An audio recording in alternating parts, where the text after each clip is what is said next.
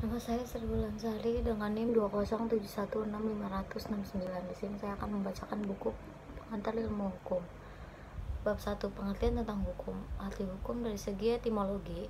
1. Hukum. Kata hukum berasal dari bahasa Arab dan merupakan bentuk tunggal.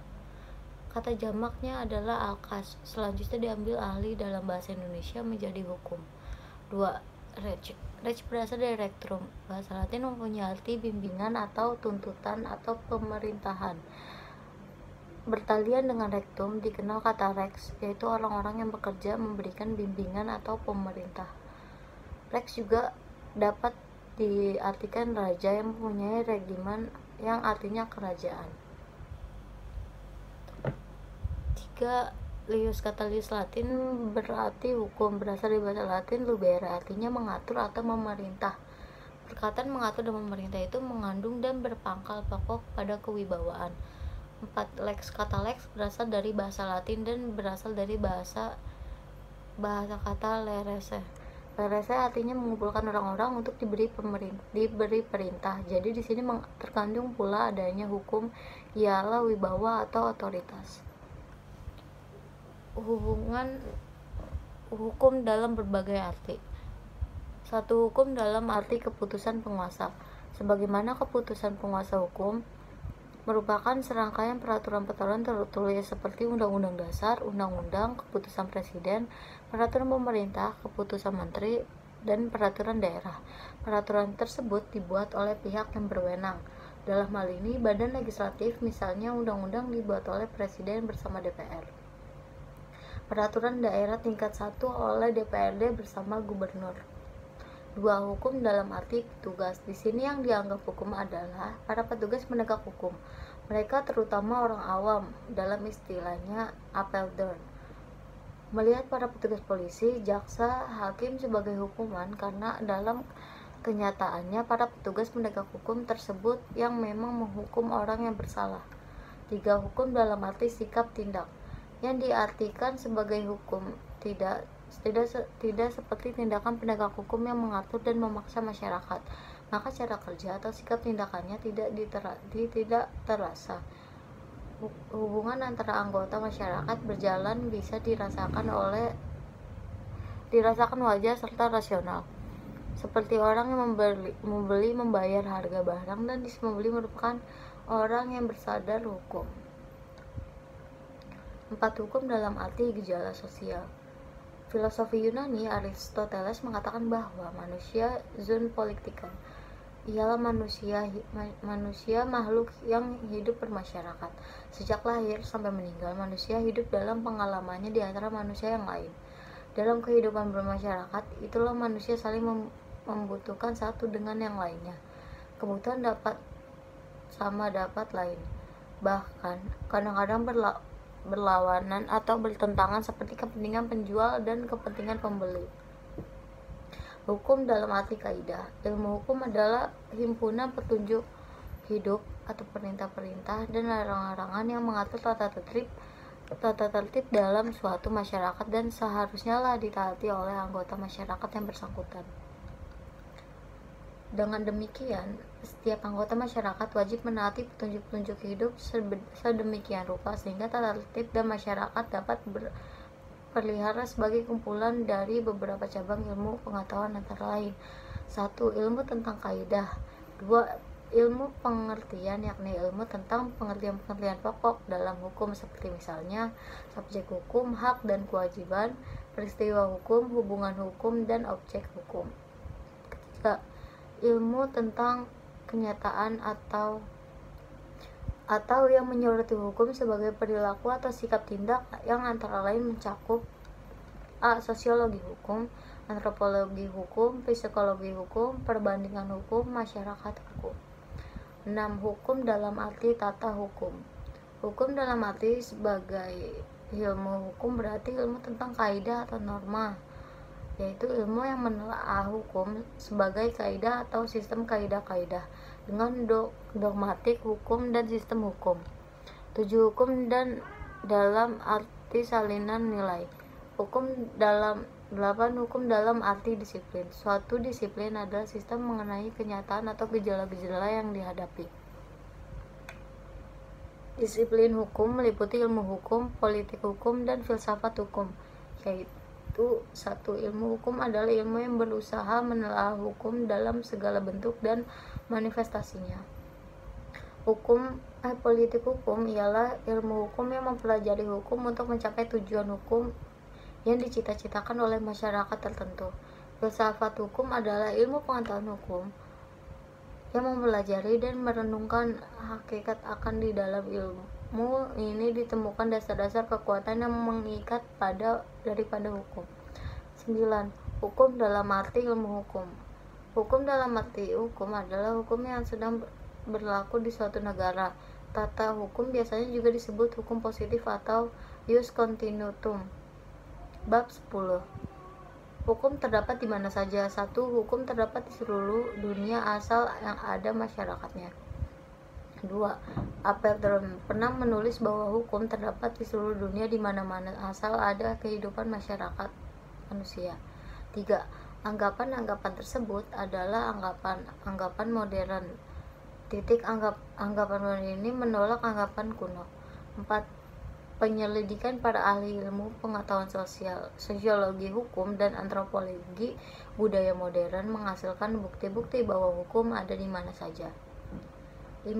Anggapan kuno tersebut pun tidak dapat dibenarkan karena di dalam masyarakat yang masih primitif dijumpai pula peraturan-peraturan atau kebiasaan kehidupan sehari-hari oleh masyarakat yang bersangkutan dihormati, diindahkan, bahwa dipertahankan berlakunya. 6. Antropologi budaya mengucapkan kita bahwa hukum itu adalah suatu kaidah biasa yang seperti asli kesusilaan umum moral dan agama. 7. Apeldoorn memberi uraian yang panjang lebar dan cukup jelas tentang hukum dan perbedaan-perbedaan terdapat pada bagian jenis kaidah yang menunjukkan perbedaan itu dalam tujuan, isi, asal-usul, berlakunya atas sanksi dan kerja. 8. Akhirnya dari uraian di atas dapat disimpulkan bahwa hukum terdapat di mana saja asal ada masyarakatnya. Bab 11. Peran dan fungsi hukum. Peran dan hukum dalam masyarakat. 1. Seperti kita ketahui, hasil penelitian para psikologi dan antropolog membuktikan bahwa masyarakat kuno dan bagaimanapun primitif juga terdapat hukum. B. Selama ada masyarakat besar maupun kecil selalu diikuti oleh hukum. C. Hukum terdapat di mana saja atau seluruh dunia selama ada manusia bermasyarakat. D. Kesemuanya itu menunjukkan bahwa hukum itu berperan sekali di dalam kehidupan bermasyarakat. Fungsi hukum. Dari apa yang telah diuraikan di atas dapat disimpulkan bahwa hukum selalu mengikuti serta melekat pada manusia bermasyarakat. Dengan banyaknya peran hukum yang tak terhingga banyaknya itu, maka hukum mempunyai fungsi menertibkan dan mengatur pergaulan dalam bermasyarakat serta menyelesaikan masalah-masalah yang timbul dalam perkembangan masyarakat. Fungsi hukum terdapat terdiri dari A. Sebagai alat pengukur tertib hubungan masyarakat. B. Sebagai sarana untuk mewujudkan keadilan sosial lahir dan batin. C. Sebagai sarana penggerak pembangunan. D. Sebagai fungsi kritis. Bab 12. Tujuan hukum. Mengingat banyaknya berbagai pendapat yang berbeda-beda tujuan hukum, maka untuk menyatakan secara tegas apa tujuan hukum itu sangatlah sulit. Di bawah ini merupakan pendapat para ahli tentang tujuan hukum.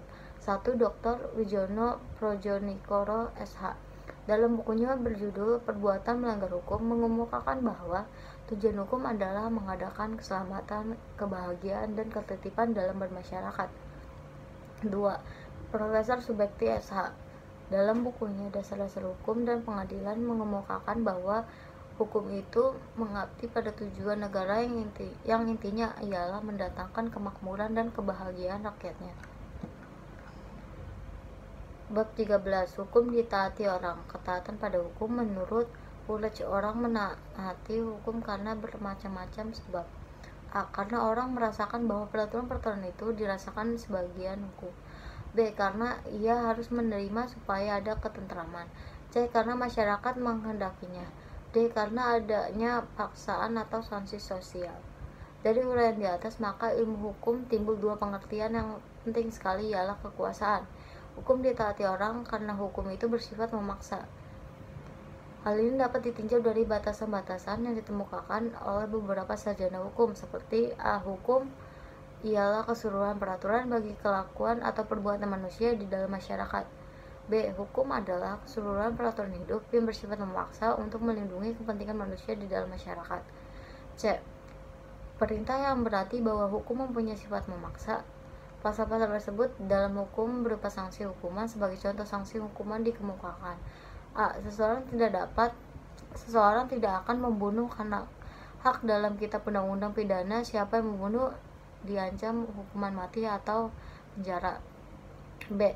Sepasang muda-mudi tidak akan hidup bersama tanpa nikah secara resmi karena sanksi Tuhan dan masyarakat sekelilingnya akan mencoba dan menghukum secara psikologis dalam kurung sisa atau pengucilan oleh masyarakat. C. Seorang nasabah akan membayar pinjaman pokok dan bunga pada waktunya karena bank dapat menguasai dan menyita jaminan serta menuntut ganti rugi. D. Seorang penarik cek yang dananya tidak cukup atau kosong pada bank akan dibatasi kehilangan kepercayaan dari badan usahanya dan hancur kegiatan usahanya. Beberapa teori dan aliran yang menyebabkan mengapa hukum ditaati orang. A. Mazhab hukum alam atau kodrat. Macam hukum alam adalah suatu aliran menelaah hukum dengan bertitik tolak dari keadilan yang mutlak, artinya bahwa keadilan tidak boleh diganggu. Masalahnya sekarang ialah apakah sebenarnya hukum alam itu? Hukum alam memiliki sifat-sifat sebagai berikut: terlepas dari kehendak manusia atau tidak bergantung pada pandangan manusia, berlaku tidak mengenal batas waktu, adanya kapan saja, bersifat universal artinya berlaku bagi semua orang, berlaku di semua tempat atau berlaku di mana saja, tidak mengenal batas tempat. Yang terakhir bersifat jelas dengan sendirinya bagi manusia. B. Mazhab sejarah. Mazhab sejarah dipelopori oleh Friedrich Karl van Vegeney. Mazhab ini merupakan reaksi terhadap para pemuda hukum alam atau kode yang berpendapat bahwa hukum alam itu bersifat rasionalisme dan berlaku bagi segala bangsa untuk semua tempat dan waktu. Masa sejarah berpendapat bahwa tiap-tiap hukum itu ditentukan secara historis dan berubah menurut waktu dan tempat, sebagaimana halnya bahasa hukum itu timbul melalui suatu proses yang perlahan-lahan. Hukum hidup dalam kesadaran berbangsa, maka hukum berpangkal pada kesananya bangsa. C. Teori teoraksi. Teori ini menganggap bahwa hukum di kemauan Tuhan. Dalam kekuatan hukum dari teori ini ialah kepercayaan kepada Tuhan. Perintah-perintah Tuhan ditulis di dalam kitab-kitab suci. Ditinjau tentang hukum dikaitkan dengan kepercayaan dan agama. Demikian pula dasar-dasar ajaran tentang legitimasi kekuasaan hukum. Teori-teori aksi ini ibarat diterima sampai zaman Renaissance abad ke-17. Sudah recent yang timbul adalah teori perjanjian. Namun demikian, menurut teoraksi tetap ada seperti Katolik, Islam, dan lain sebagainya.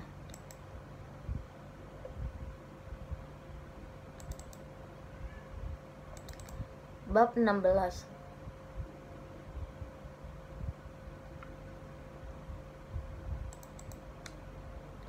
Bab 16. Di sini ada tentang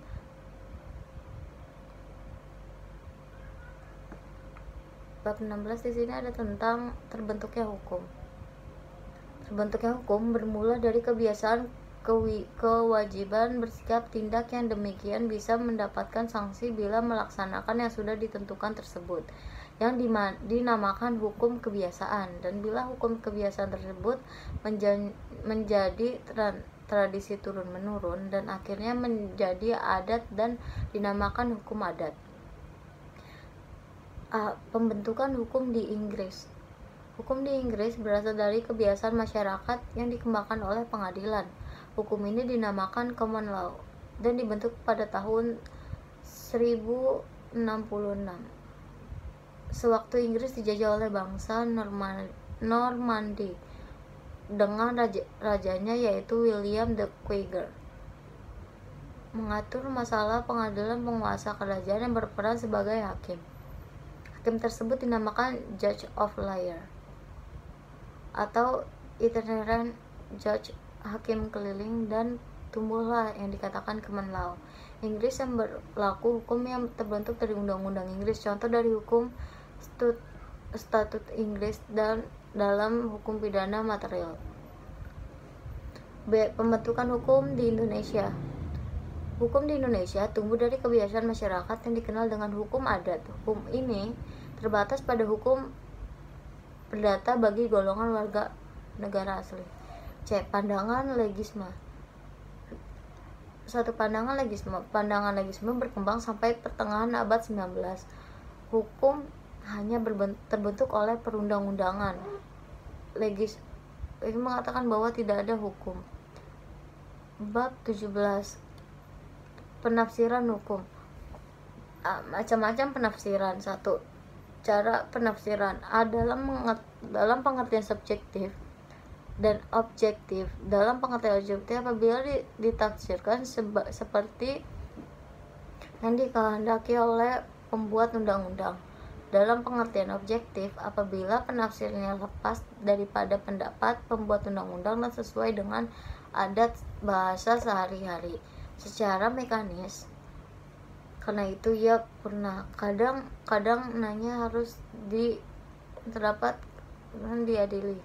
Hukum 1 terbentuk kesulitan kan ditetapkan dalam pengertian sempit dan luas. Dalam pengertian sempit atau restriktif, yakni apabila dalil yang ditafsirkan oleh pengertian yang sangat dibatasi, misalnya mata uang. Pasal 1756 KUH Perdata. Pengertiannya hanya uang logam saja dan barang diartikan benda yang dapat dilihat dan diraba saja.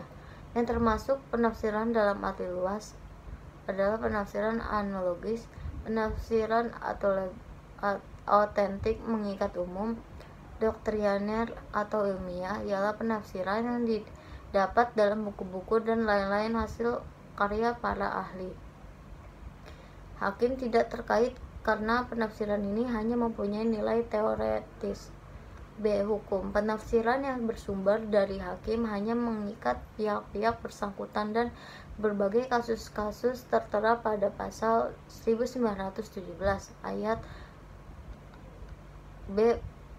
Metode penafsiran. Macam-macam metode penafsiran sejarah meliputi penafsiran sejarah dan penerapan sejarah undang-undang. Cara penerapan metode-metode penafsiran. Pembuat undang-undang tidak menetapkan suatu sistem ketentuan yang harus dijadikan pedoman bagi hakim dan dalam penafsiran undang-undang. Oleh karenanya, hakim bebas dalam melakukan penafsiran. C. Dalam melaksanakan penafsiran perundangan, dengan pertama-tama selalu dilakukan penafsiran karena pada hakikatnya untuk memahami teks peraturan perundang-undangan harus dimengerti lebih dahulu dari kata-katanya.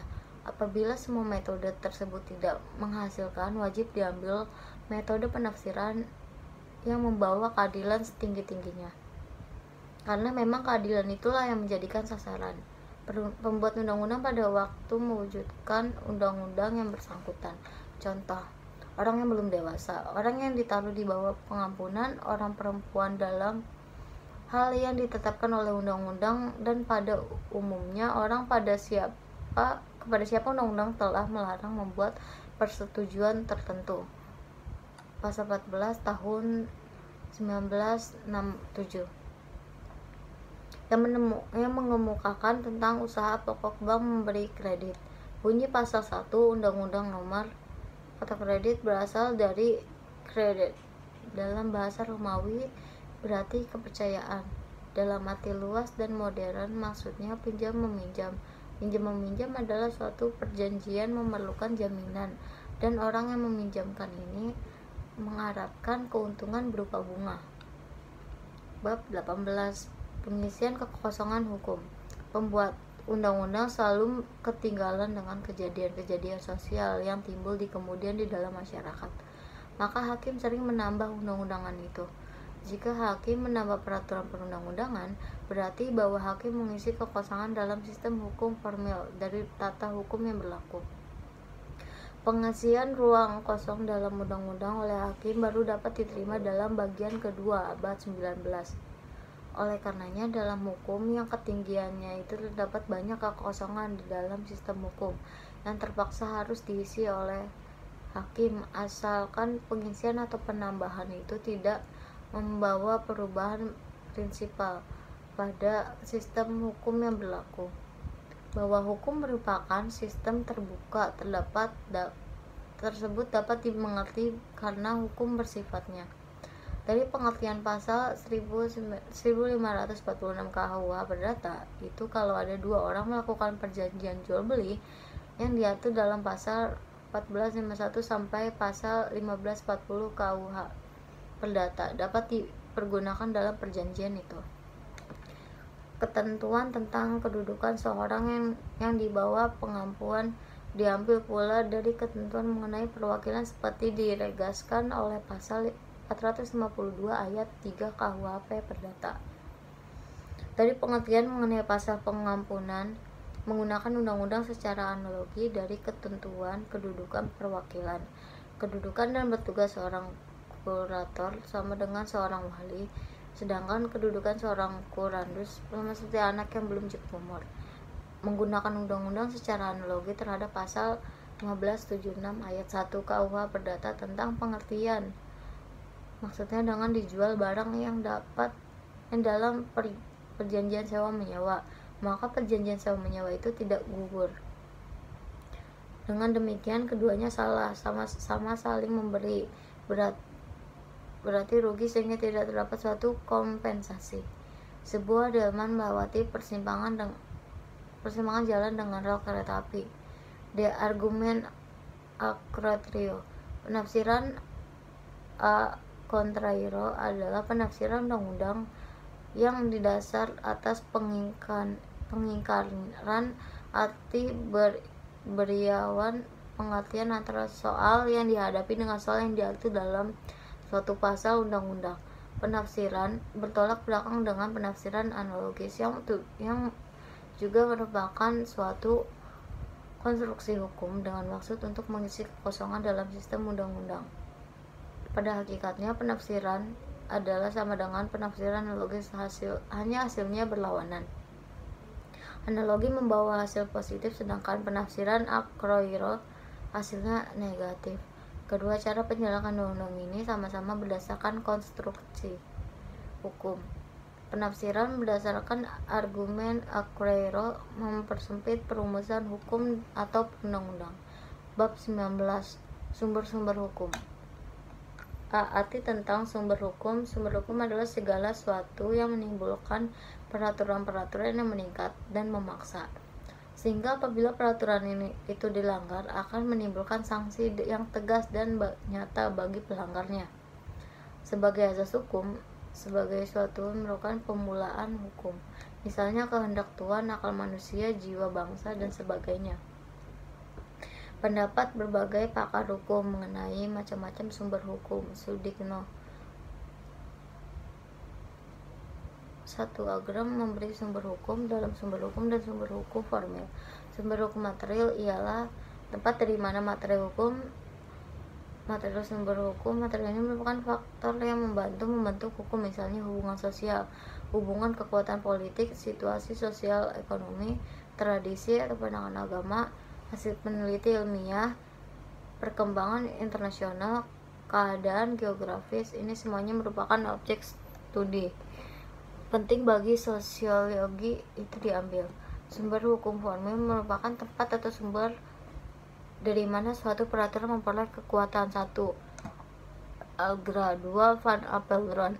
3. Sumber hukum dari arti filosofi. 4. Sumber hukum dari arti formil. C. Undang-undang.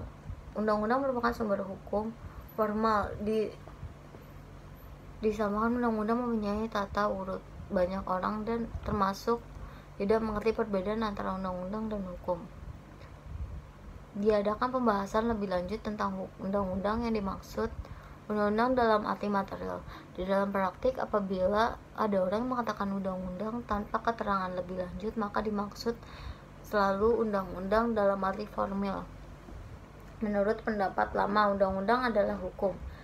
Dengan demikian, tambahilah anggapan bahwa undang-undang adalah hukum, sehingga hukum hanya merupakan substansi otomat yang dapat memberikan putusannya cukup dengan dasar undang-undang. Mempergunakan sistem trias politika sebagai sistem pemerintahannya di negeri Belanda yang berwenang untuk membuat undang-undang adalah raja di Amerika Serikat. Lain halnya dengan pembentukan undang-undang di negara Amerika Serikat. Di sana, kewenangan membuat undang-undang diberikan kepada Kongres saja sebagai badan legislatif. Kebiasaan. Mengenal hukum kebiasaan merupakan tindakan menurut pola tingkah laku yang tetap lazim, normal, atau adat dalam masyarakat atau pergaulan hidup tertentu.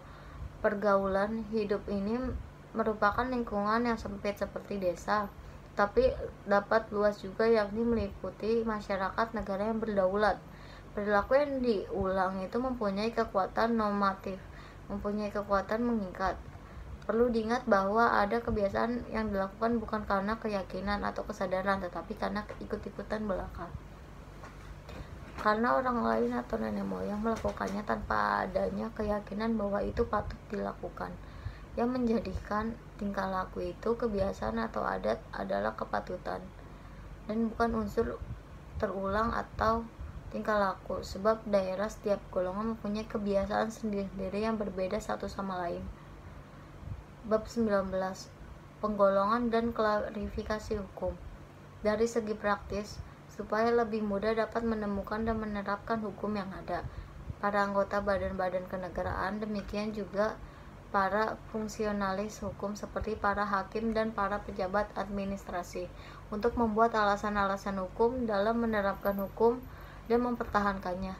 Orang-orang lain dalam kedudukannya sebagai perorangan atau sebagai kuasa dan pembela kepentingan hak, dalam memperoleh suatu hak, maupun dalam mempertahankan langsung kepada pihak dan di muka fungsionaris hukum dengan sumber-sumber berlaku serta bentuk-bentuk dari sumber-sumber itu.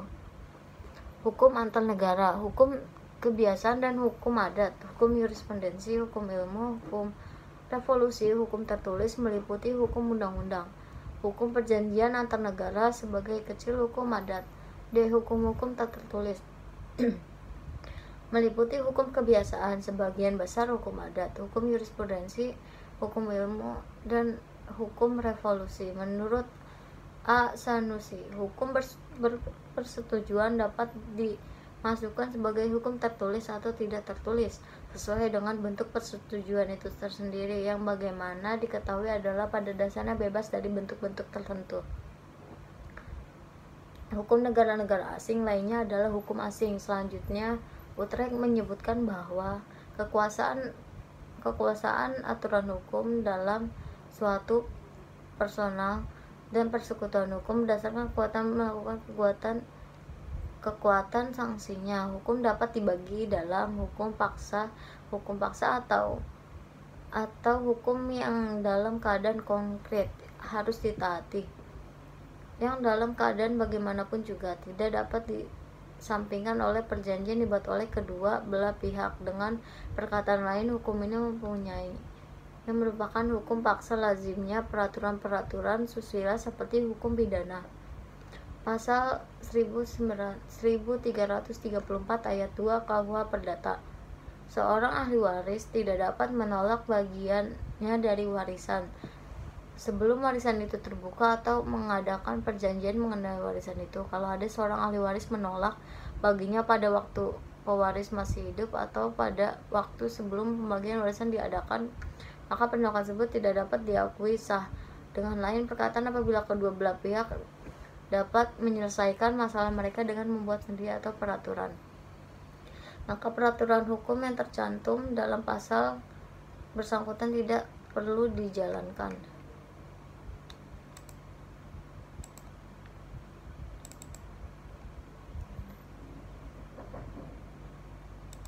Bab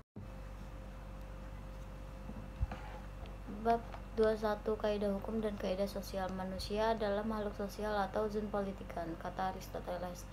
Sebagai makhluk sosial, selalu hidup ingin berkelompok, hidup bermasyarakat. Dalam kehidupan bermasyarakat tersebut, manusia mempunyai tujuan untuk memenuhi kebutuhan. Untuk itu diperlukan hubungan atau kontak antara anggota masyarakat dalam rangka mencapai tujuannya dan melindungi kepentingan. Sebagai pribadi, manusia yang pada dasarnya dapat berbuat menurut kehendak secara bebas.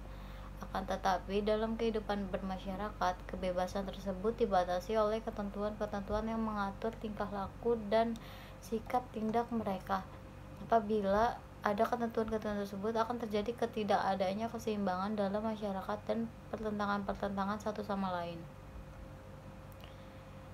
Dengan pembawaan sikap pribadinya, manusia biasanya ingin agar kepentingannya dipenuhi lebih dahulu, tanpa mengingat kepentingan orang lain. Kepentingan itu kadang sama, tetapi tidak jarang terjadinya kepentingan yang saling bertentangan.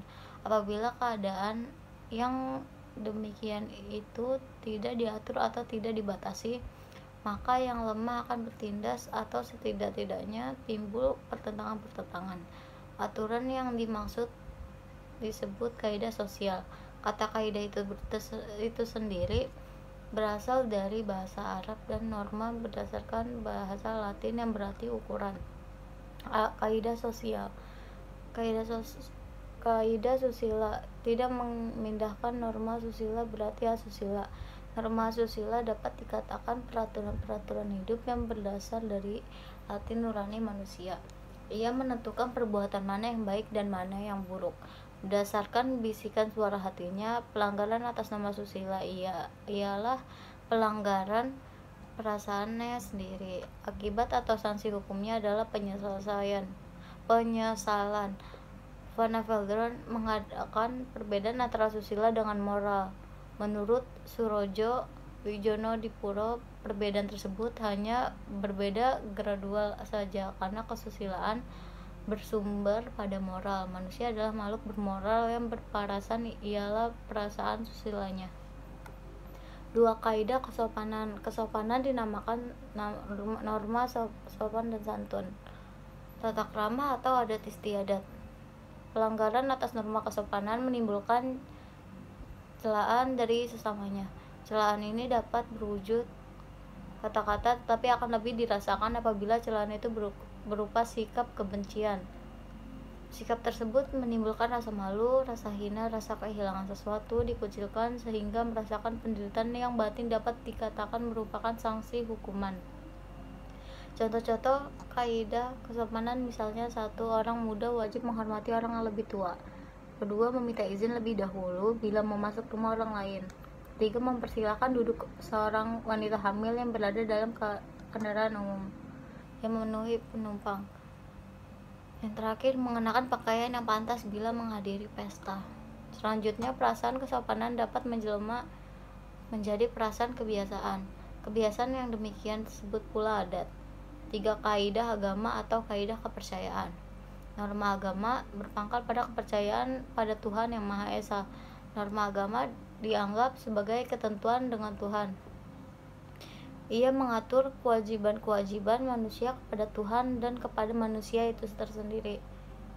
Pelanggaran berarti menantang perintah Tuhan. Akibatnya atau sanksinya datang dari Tuhan di akhirat. 4. Kaidah hukum. Ketiga kaidah sosial, kesopanan, kesusilaan, dan agama belum cukup menjamin tata tertib di dalam masyarakat, pergaulan hidup masyarakat, karena tidak adanya ancaman yang cukup dirasakan sebagai paksaan dari luar. Sikap yang nampak pada norma hukum adalah A. Adanya paksaan dari luar, dari penguasa yang bertugas mempertahankan dan membina tata tertib masyarakat dengan perantara alat-alatnya. B. Sifat undang-undang yang berlaku bagi siapa saja. Norma hukum dituju pada sikap lahir manusia.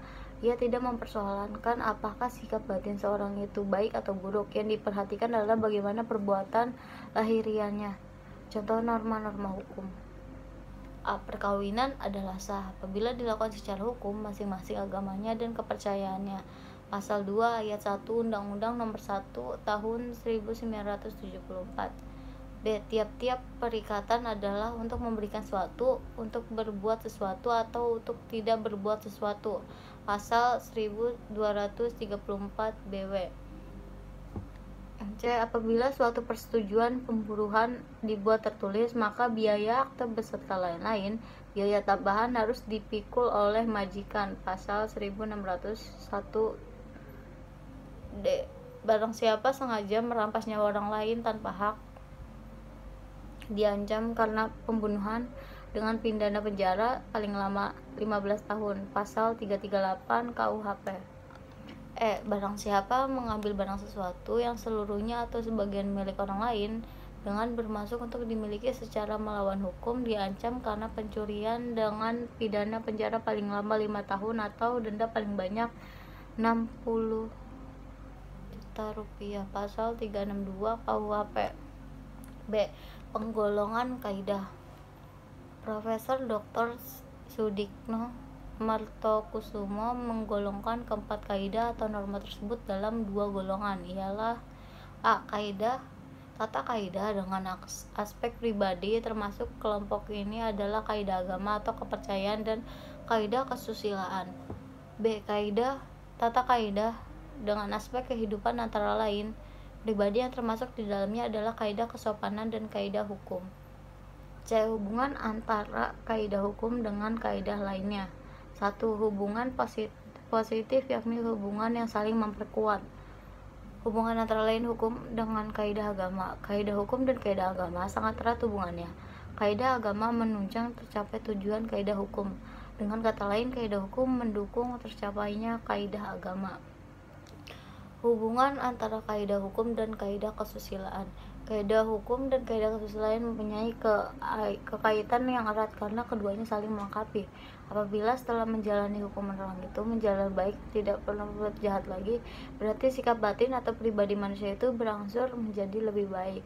Akibatnya, tujuan kaidah kesusilaan dapat direlasikan kedua kaidah tersebut menjalani dalam arti saling menunjang tercapai tujuan masing-masing kaidah. Kaidah antar kaidah hukum dengan kaidah kesopanan. Kedua kaidah ini pun saling mengisi, saling melengkapi, maka hubungan antara keduanya saling erat. Jika seorang selalu melanggar kaidah kesopanan, dirinya akan merasa terkucil dan akibatnya seolah-olah dia hidup menyendiri.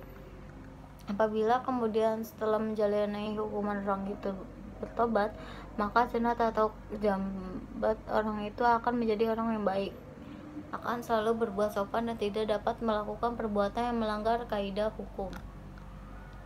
2. Hubungan negatif, yakni hubungan yang saling melemahkan, yaitu jika isi kaidah hukum dan kaidah sosial lainnya saling bertentangan.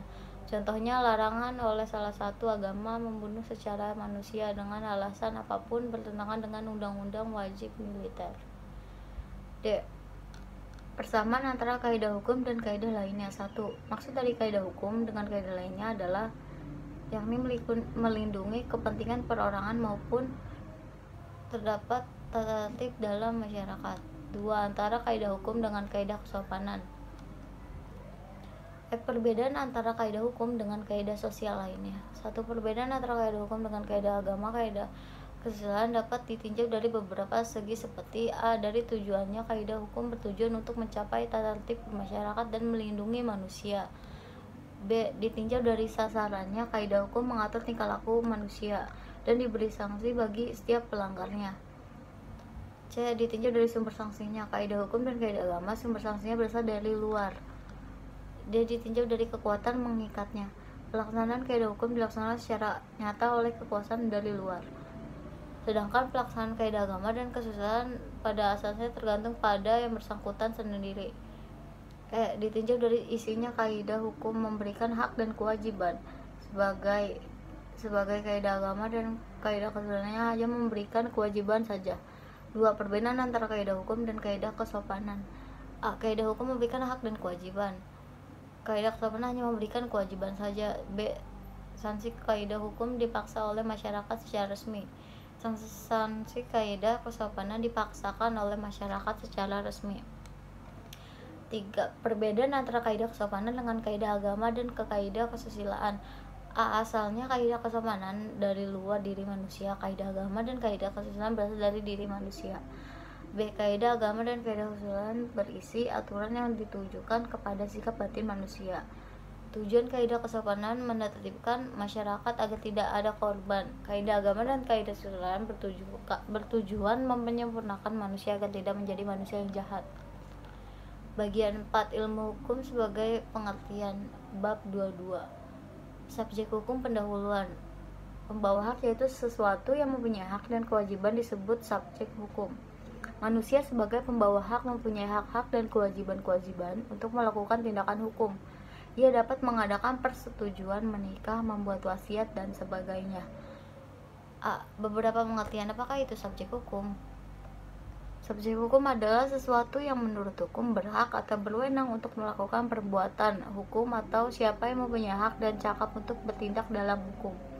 Subjek hukum adalah sesuatu pendukung hak yang menurut hukum berwenang atau berkuasa bertindak menjadi pendukung hak. Subjek hukum adalah segala sesuatu yang menurut hak mempunyai hak dan kewajiban. Jadi siapa yang menjadi subjek hukum? Pada dasarnya yang dapat menjadi subjek hukum adalah manusia atau orang atau person. Ada dua pengertian orang atau person sebagai subjek hukum.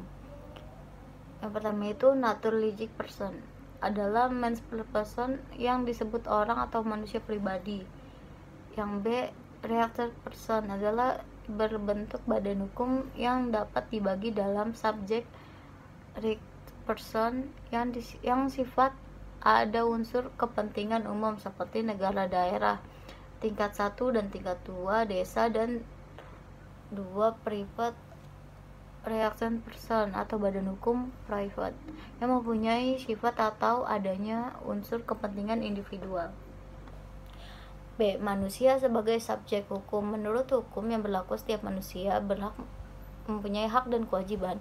Hak dan kewajiban ini dilindungi oleh hukum, misalnya adanya larangan mengenai perampasan atau atas pendukung tersebut mengakibatkan bulgaledut.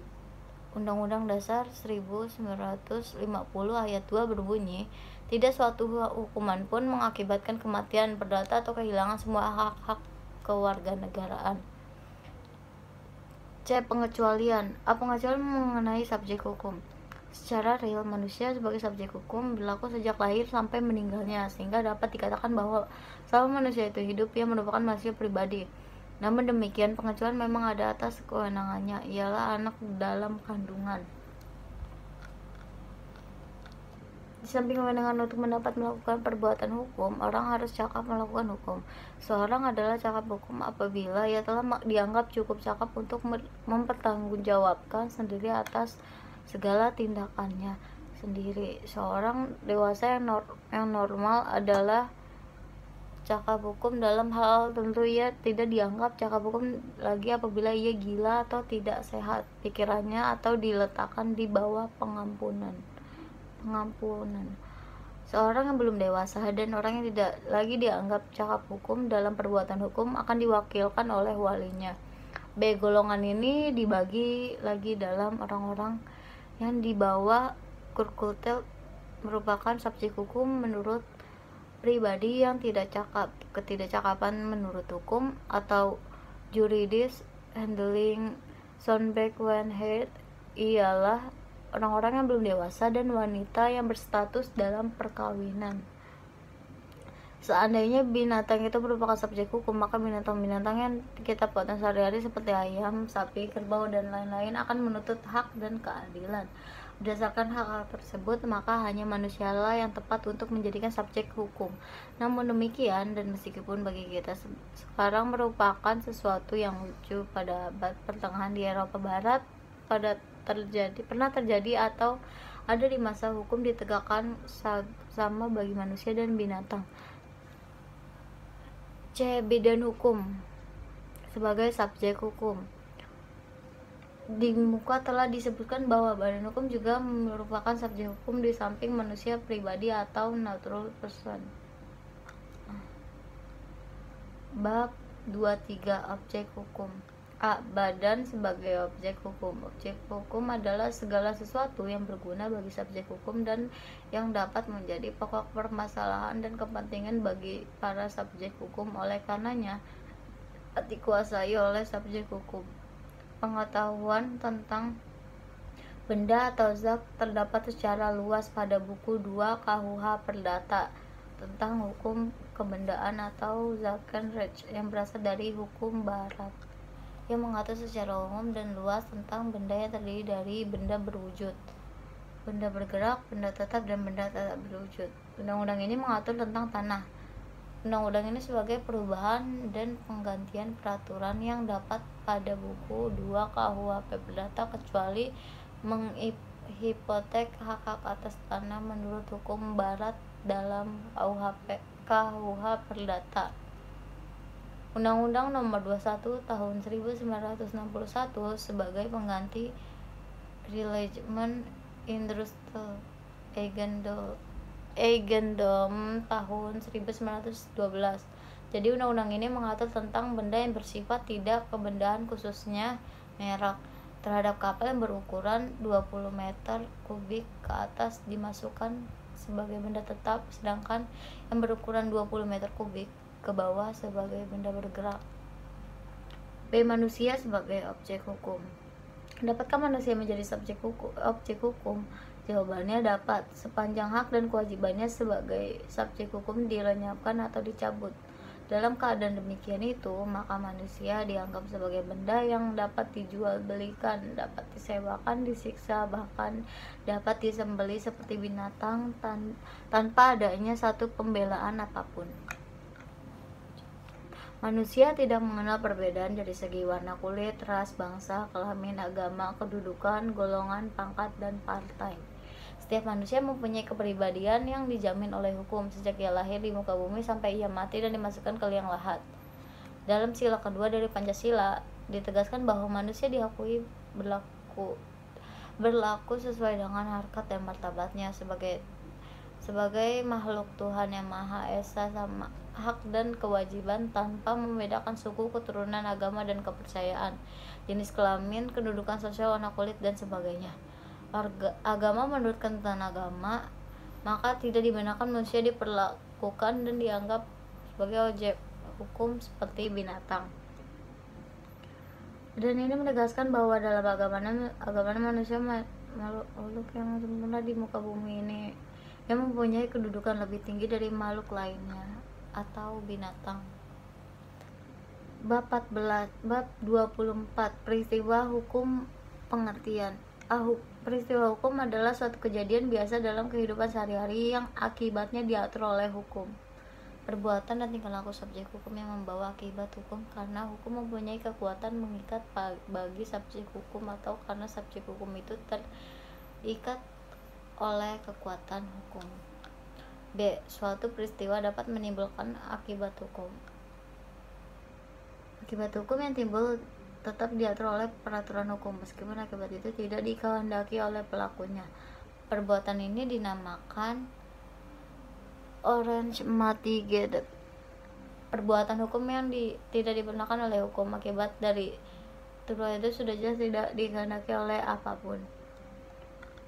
Apabila dalam peristiwa terdapat 4 unsur berikut di atas, maka si pelaku telah melakukan pasal 1365 KUH Perdata tentang unsur perbuatan. Diberikan pengertian bahwa perbuatan itu terjadi karena tindakan atau kelalaian untuk melakukan sesuatu yang seharusnya dilakukan atau tidak melakukan sesuatu yang seharusnya dilakukan.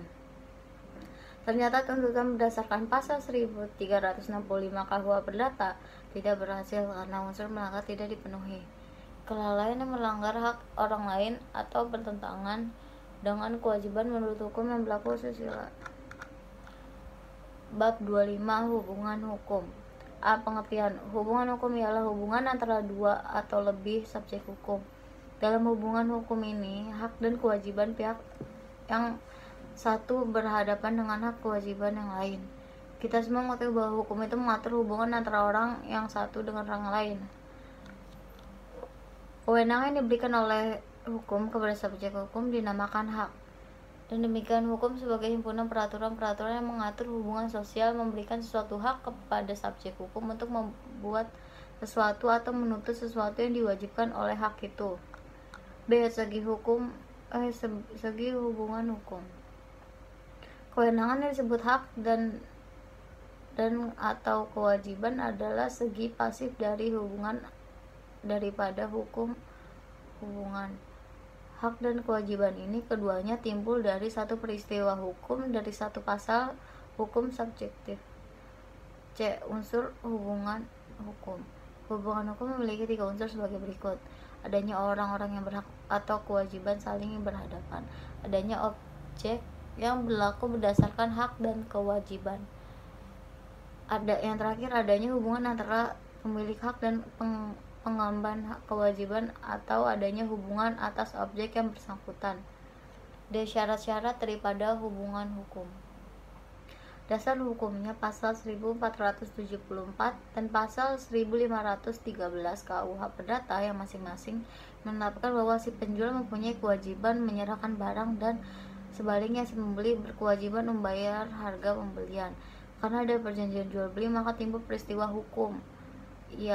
Ialah suatu perhubungan hukum yang akibatnya diatur oleh hukum.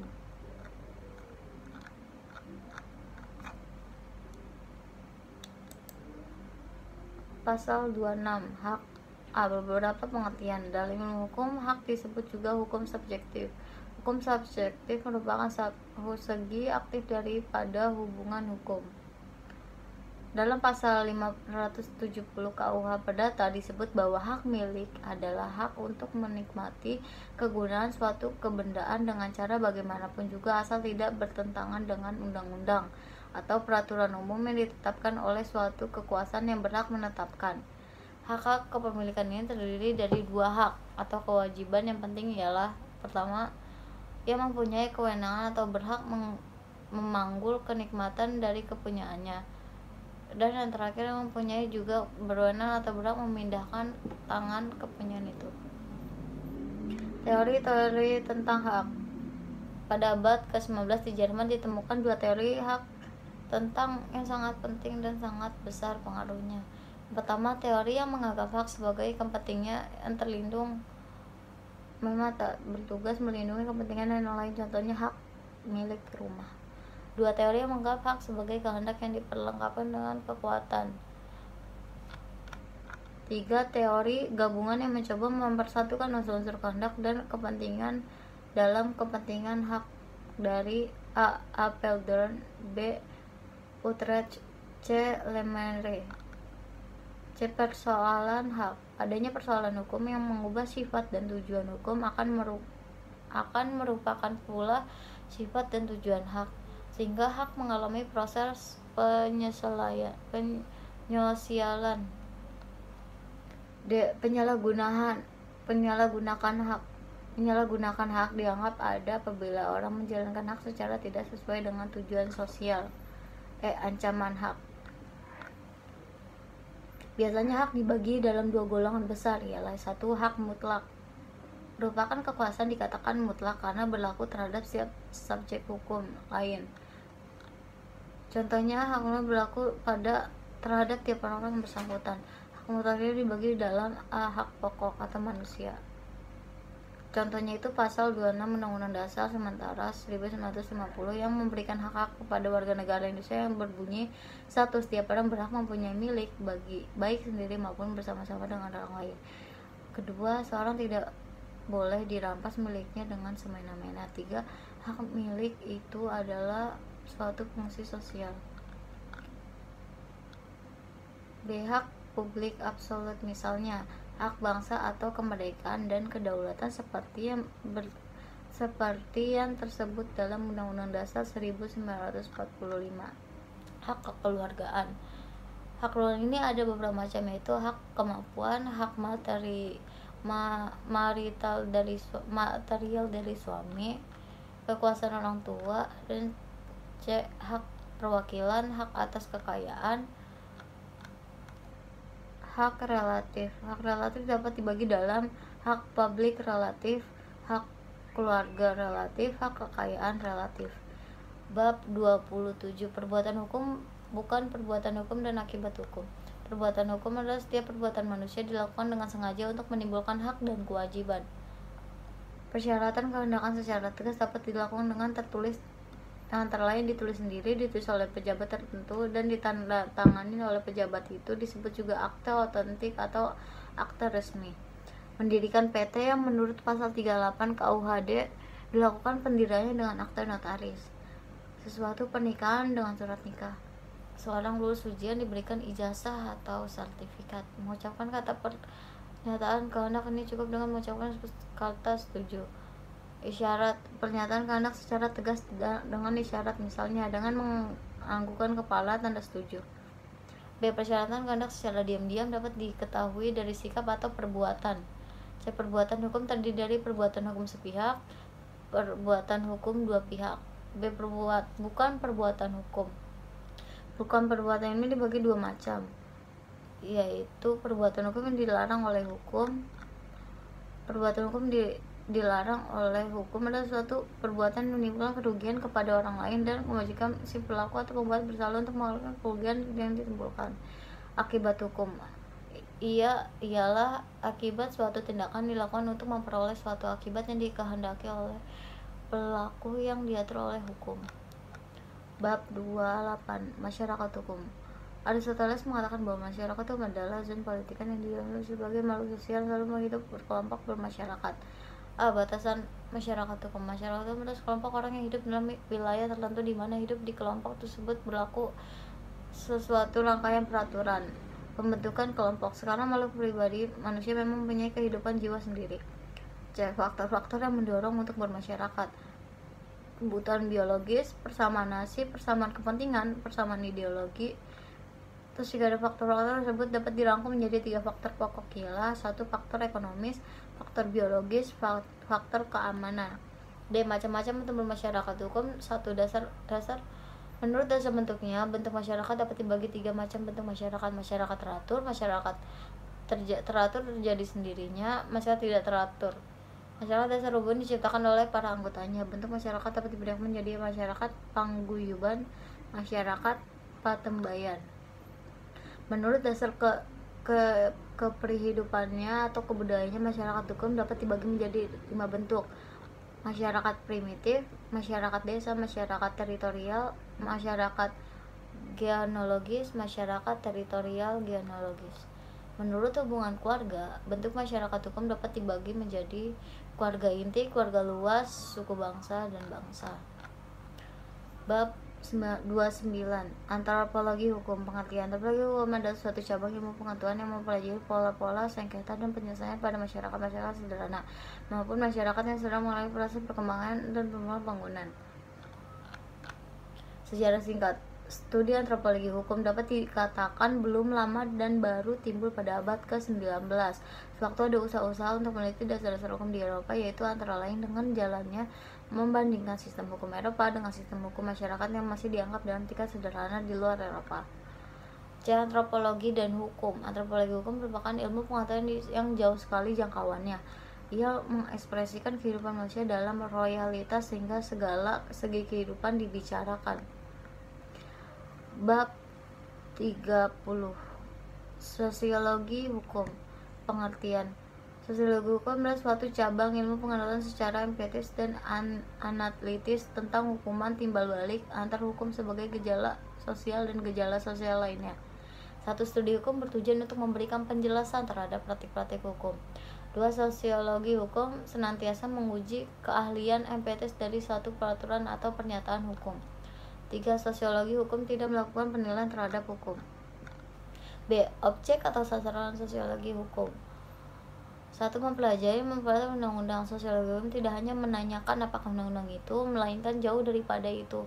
Sosiologi hukum juga tertarik kepada komposisi dari badan legislatif, misalnya siapa saja anggotanya. 2. Pengadilan sosial hukum mempelajari sebagai suatu institusi yang menghimpun berbagai macam pekerjaan penghimpunan hukum-hukum yang mempunyai kecenderungan ideologi yang bermacam-macam pula. Bidang advokat atau pengacara juga merupakan bidang yang sangat menarik bagi sosiologi hukum. Pola hukum yang telah dilakukan dalam bentuk perjalanannya, sosiologi berusaha untuk mengupas hukum sehingga hukum itu tidak dipisahkan dari praktik penyelenggarannya.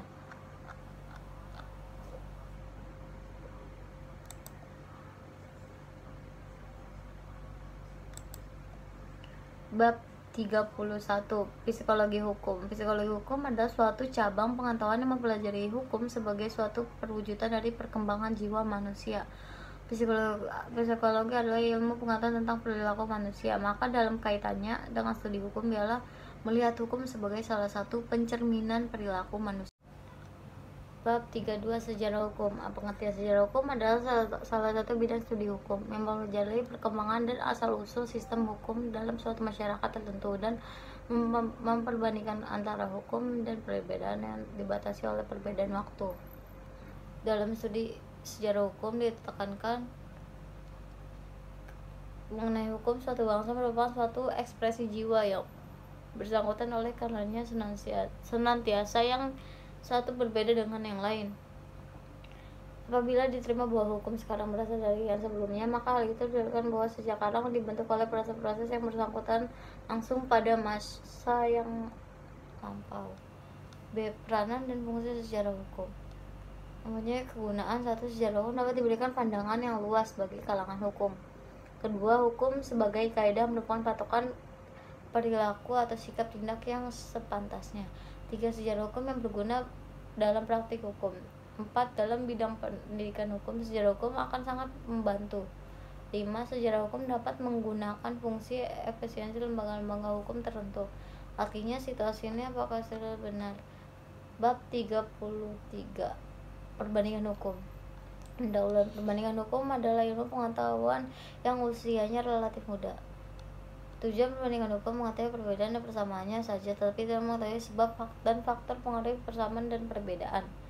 3. Perbandingan hukum memiliki peranan penting di dalam bidang hukum secara nasional atau internasional.